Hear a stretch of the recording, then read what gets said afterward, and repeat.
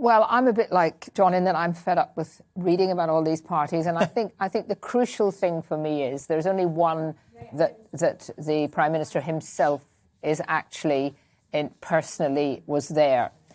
And if you look back to when that was, it was literally a month after he had almost died. Yeah. He'd got out of hospital. Yeah. He was back into Downing Street.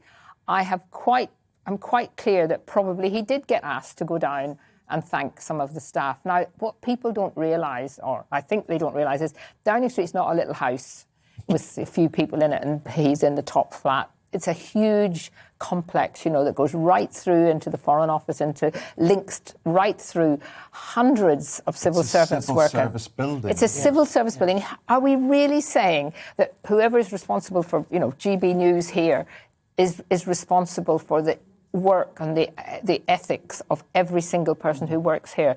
And I just think, I have to say that the people who've come out first of anti-Boris are the people who we would expect. There's only been, I think, one genuine Brexiteer who's come out very strongly. The rest, and he wasn't someone who was particularly popular within the campaign, and all the rest are people now. This is payback time. It is payback time for them as individuals because they dislike the fact that Boris really did get Brexit. That's my opinion. That's your analysis. Well, yes. But your political intuition and instinct on all of this I presume you're a Labour peer. No, as I'm well. a former. I'm not aligned now. You're not aligned. Because the Labour Party reneged on its promise to honour the referendum, and when that happened, I left the Labour Party. Okay. But my instinct is that this is if they were going to get rid of Boris, it would not happen now. It will wait until after.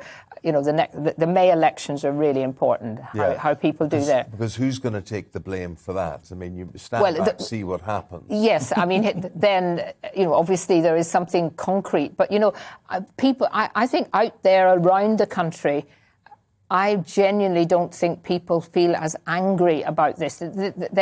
Individuals are, and overall there's a feeling that maybe the lockdown wasn't handled right and it came too quick. It didn't come quickly enough, but then was too harsh.